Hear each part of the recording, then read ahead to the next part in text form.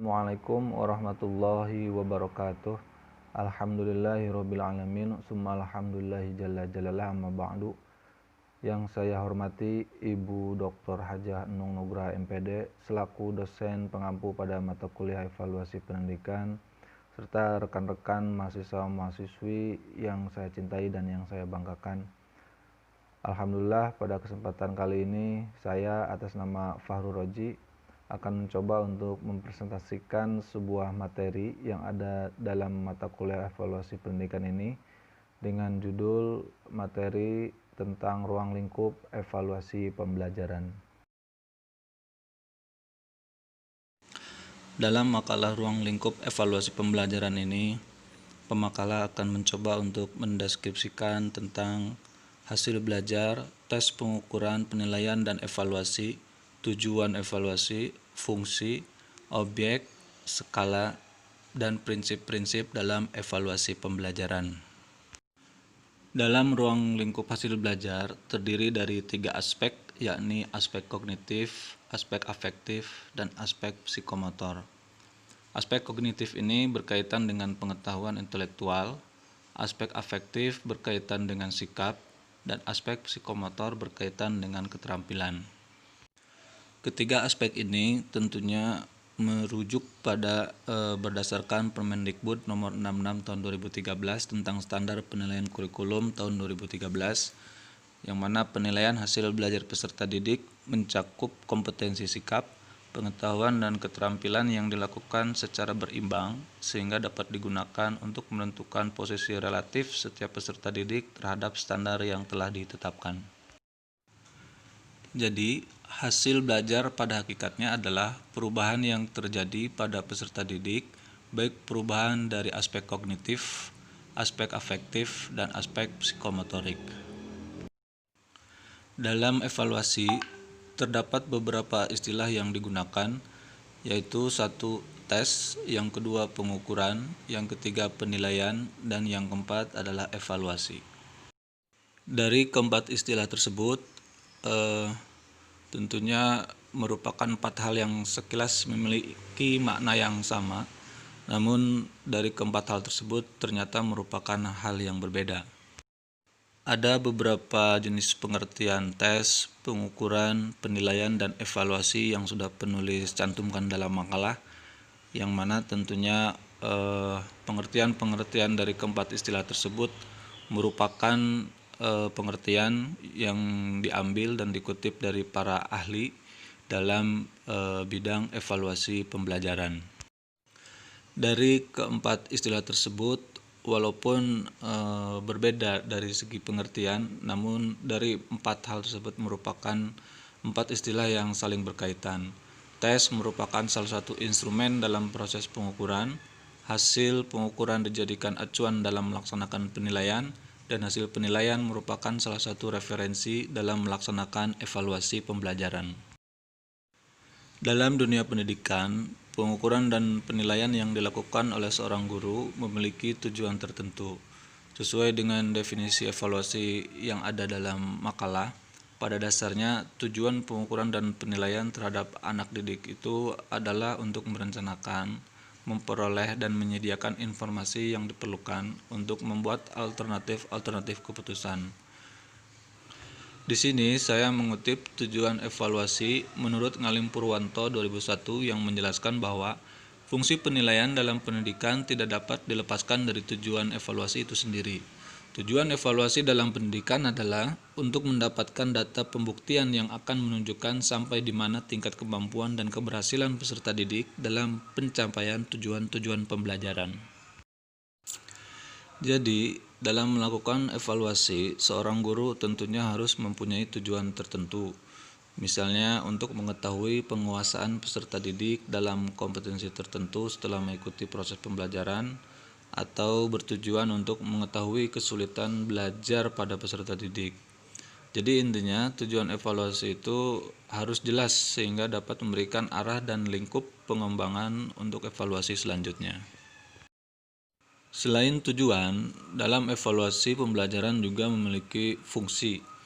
Menurut Ngalim Purwanto 2001, fungsi evaluasi dalam pendidikan dan pengajaran dapat dikelompokkan menjadi 4 fungsi, yaitu 1. Untuk mengetahui kemajuan dan perkembangan serta keberhasilan peserta didik setelah mengalami atau melakukan kegiatan belajar selama jangka waktu tertentu. Yang kedua, untuk mengetahui tingkat keberhasilan program pembelajaran. Yang ketiga, untuk keperluan bimbingan dan konseling. Yang keempat, untuk keperluan pengembangan dan perbaikan kurikulum sekolah yang bersangkutan. Jadi, fungsi dari evaluasi itu sendiri dalam proses belajar mengajar tentunya untuk mengetahui apakah peserta didik telah menguasai pengetahuan, nilai-nilai dan keterampilan yang telah diberikan oleh seorang guru atau tidak.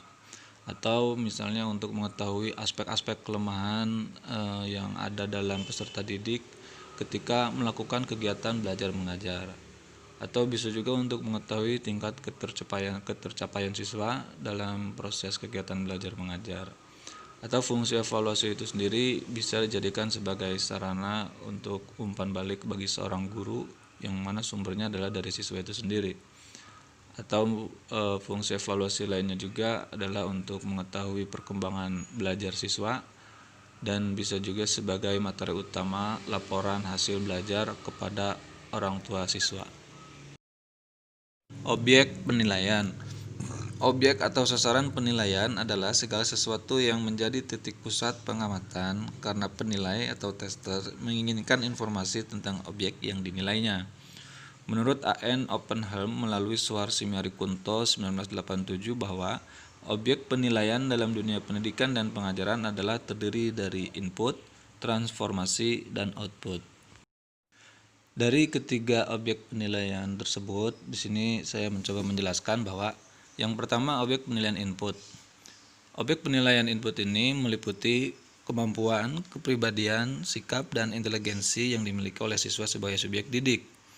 Sedangkan objek penilaian transformasi, objek penilaiannya adalah meliputi unsur-unsur kurikulum, materi pelajaran, metode dan strategi penilaian, sarana pendidikan atau media, sistem administrasi, serta guru dan personal lainnya. Yang ketiga, penilaian output. Objek penilaian ini terhadap lulusan atau output di suatu sekolah yang dilakukan untuk mengetahui seberapa jauh tingkat pencapaian atau prestasi belajar siswa selama mengikuti program. Skala pengukuran. Skala pengukuran merupakan seperangkat aturan yang diperlukan untuk mengkuantitatifkan data pengukuran dari suatu variabel. Dilihat dari bentuk data yang dihasilkan melalui kegiatan pengukuran, maka skala pengukuran dibagi menjadi 4 macam, yaitu 1 skala nominal, 2 skala ordinal, 3 skala interval, dan 4 skala rasio. Prinsip evaluasi. Prinsip-prinsip dalam evaluasi pembelajaran terbagi pada 2 prinsip, yaitu prinsip umum dan prinsip khusus. Prinsip umum, beberapa hal yang harus diterapkan dalam prinsip umum yaitu valid, berorientasi pada kompetensi, berkelanjutan, menyeluruh, bermakna, adil dan objektif, terbuka, ikhlas, praktis, dicatat dan akurat.